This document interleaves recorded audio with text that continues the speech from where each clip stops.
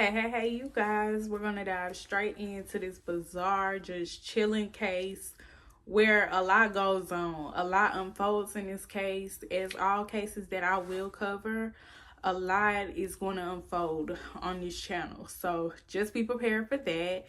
I hope that you guys are having a great day. Let's just go ahead and get into it. Thanksgiving is supposed to be a holiday of family, love, and gratitude. But there was anything else that went on this chilling day that happened to a very specific guy, and we're going to get into it. In 1991, a young woman in California turned that holiday into a nightmare. And she really did, you guys. She turned it into an absolute nightmare. Her name was Omama Nelson. And she was an Egyptian model.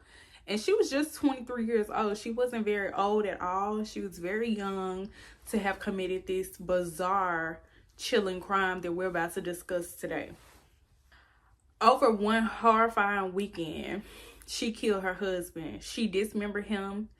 And according to investigators, she cooked the parts of his body. Story of the Thanksgiving cannibal. Omama Nelson was born in 1968 in Egypt.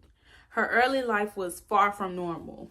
Her father was violent, beating on her mother regularly. He was controlling and just had the children in so much fear. They were terrified of their father.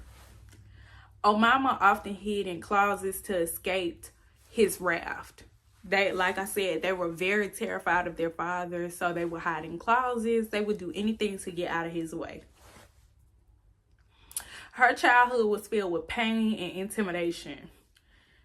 She experienced a lot that would later shape her perception of men, power, and control. You can imagine what this would do to a person, considering they came from a bad background, but we're not making excuses here, none whatsoever. We're just discussing this case because, again, I don't promote anything bad. When her parents divorced, Omama moved in with her mother and her stepfather. But even there, she never felt safe. She never felt safe, even then when she moved in with them, getting away from her horrifying father. By her teenage years, she had developed a deep mistrust for men and a survival mindset that would carry her across the world. In the mid-1980s, she immigrated to the United States, seeking a new life, a fresh start, and to just be free of abuse and fear that she was instilled in for so long in the country that she was born and raised in. She worked as a model, a nanny, and at various bars and promotional events. She was beautiful, exotic, and confident. But underneath that was so much trauma and rage that just was built up within her.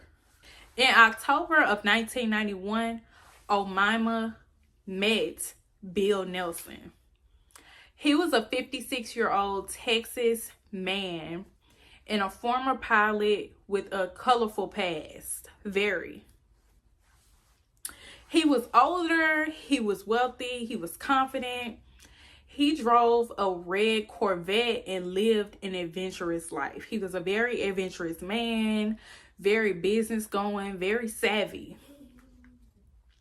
To Omama, he seemed stable and seemed like a man who could protect her and give her the life that she had wanted all her life. They married very fast. They married in Vegas just days after meeting each other. Omama was very vibrant, fiery, and independent.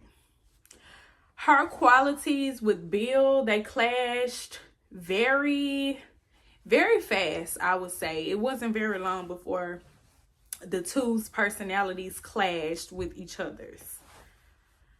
Neighbors reported hearing arguments, shouting, and glass breaking one day.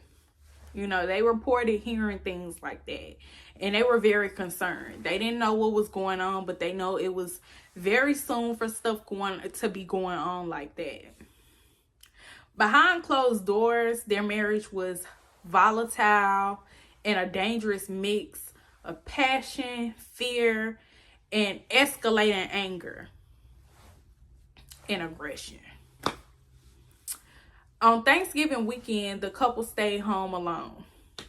Friends expected Bill at a dinner, but he said him and Omama would celebrate privately in the, course of their own home. So they went along with it. The friends went along with it. Neighbors later said they heard screaming, slamming doors, and crying. Omama later claimed that Bill became violent that night. He allegedly forced her into sexual acts and physically assaulted her.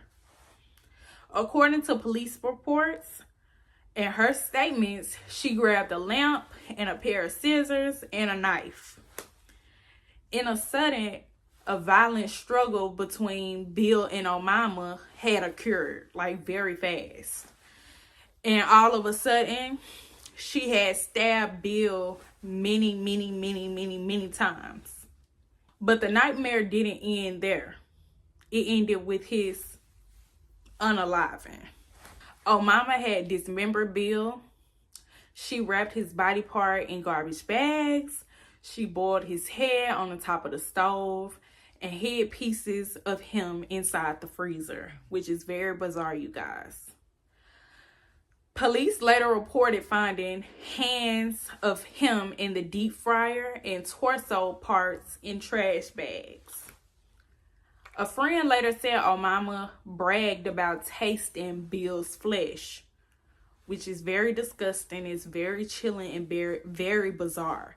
You guys, like I said, if you're, not in a mental state to be hearing this case, I suggest you guys leave now because things are just too far gone and things are just too chilling to hear at this point. A friend later said Omama bragged, like I said, about tasting his flesh. Investigators couldn't tell if this was the truth or if it was delusion, but it added a shocking layer to this case. Omama had visited a friend 2 days later after doing this crazy act to Bill. She was getting out. She was doing things regularly as if she would, as if nothing had happened. Her hands were also bandaged up, and she claimed that Bill had attacked her. She asked for help disposing of his body. Instead, the friend had called the police, as they should have done. When detectives arrived at the apartment, the smell hit them first. Rotten meat mixed with bleach was filling the air with them. They were like, what the hell is going on? It stinks in here and it smells like bleach as well, as if someone is trying to cover up something. Inside, they found the horror. They found dismembered body parts. They found plastic bags, pots, and pans covered in blood. Absolutely. Some moments she claimed that fear, and other moments she appeared calm and almost detached, as if this wasn't a thing that affected her much. And detectives and investigators noticed that, of course. The defense pointed her as a woman traumatized by years of abuse, claiming Bill's violence triggered a dissociative breakdown. They argued that she had PTSD and act in self-defense. Prosecutors countered with evidence of planning. She had purchased garbage bags, attempted to hide the body, and tried to use Bill's credit cards after unaliving him. They argued that greed and calculation, not fear, motivated the killing, but that was far from the truth. She was sentenced and guilty of second-degree murder, and she was sentenced to 25 years to life in prison. In prison, Omama kept to herself. She worked in the kitchen and focused on religion and therapy at that point in time. She also married another inmate through letters, though they never lived together. She also applied for parole multiple times, claiming she is remorseful and has changed. Each time she was denied due to lack of insight and her chilling minimization of the crime. So basically, she wasn't really showing any remorse or anything like that. and basically too big of a crime to go up for the parole board, honestly. She remains incarcerated today and will be eligible for parole again in 2026. So we'll see what happens, but I'm not very confident that she'll be free on this or that she will be up for parole on this. Well, she's up for parole, but I'm not very confident in it. Omama Nelson's story has become a cautionary tale in true crime culture.